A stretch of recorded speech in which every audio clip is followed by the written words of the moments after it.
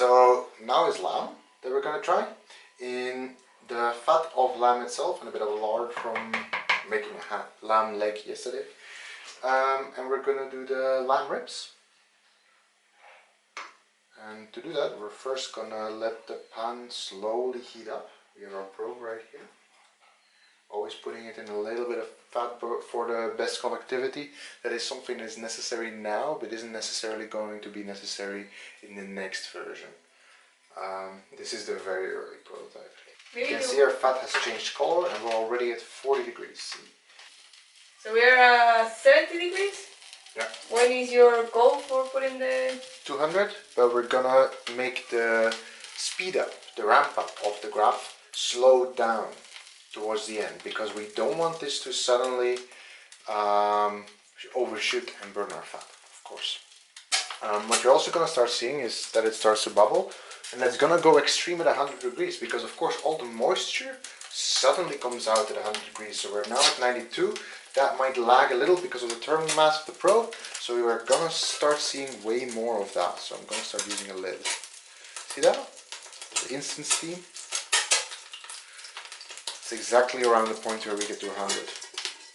Always is. But that doesn't mean that the fat is hot yet. It might seem like it means that, but it doesn't.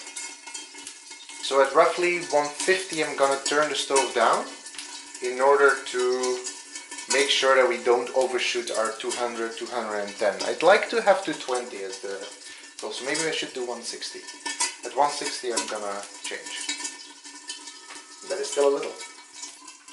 And what we also really want is the lid to already get hot.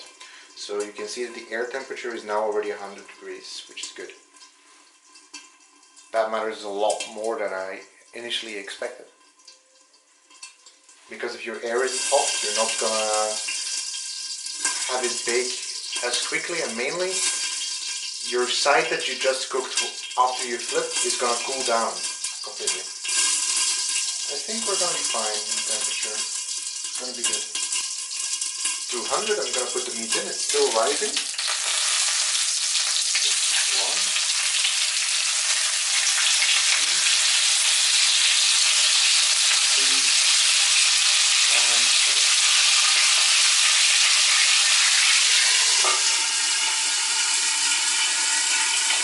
add some salt.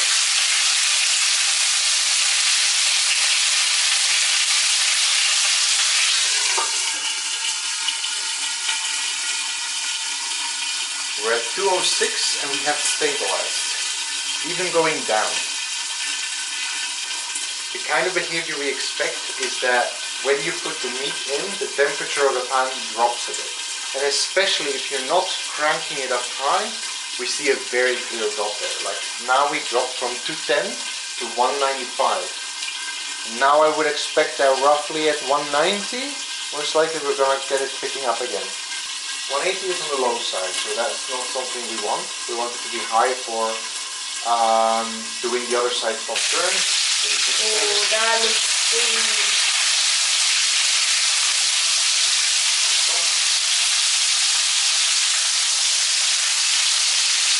It's meant to be that too hot actually. That's surprising. There we go. And again we see a steep decline, which is not that great now because it's going to go too low. So I put the stove a decent amount harder. How do you know when the meat is done? Well, right now it's I do it based on feeling. But the whole point of making this device is that we wouldn't need to do it based on feeling anymore, because that's just not accurate. It's just not. I always say that timers are a lie because I forget to set it up. Yeah, and each piece of meat is different, let's say. I mean, it has its thickness that you need to get. So this now I would say is done for now, but we can use a bit of leftover heat. So we're gonna do that. And in the meantime, we're gonna let it heat up a little bit again until like 190, because the previous one was a bit too hot. It's not yet burned. Or not hot enough? No, it was a bit too hot. Lamb burns quite quickly, it seems, which is new for us.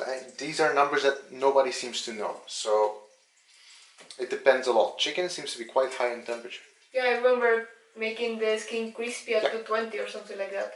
So it depends on the meat. Don't worry, we will record chicken soon. We have a chicken in the fridge waiting for it. There we go.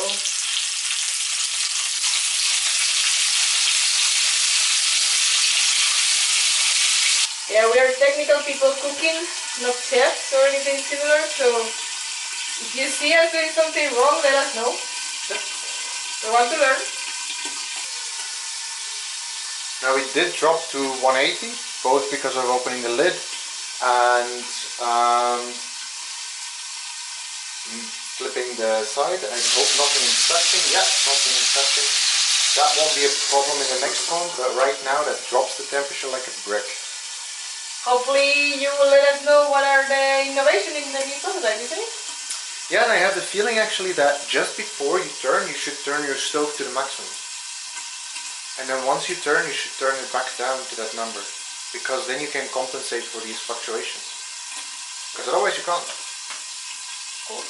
The problem with these thermostatic stoves is that they regulate temperature based on the temperature of the heating element. But there is quite a few layers between the heating element and the surface of your pan. So the problem is that if that regulates, let's say, at 350 degrees Celsius, because it needs to be warmer, then you're regulating the amount of heat it can output, because you have the slowness in the pan itself.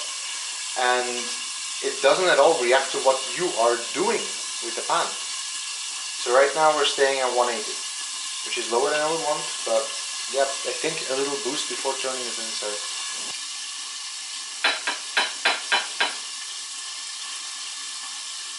It's a bit overdone.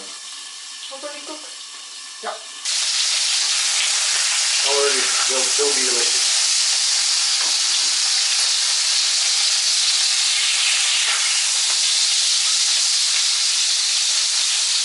We've got some work to do in terms of figuring out the exact temperatures, but we'll get there.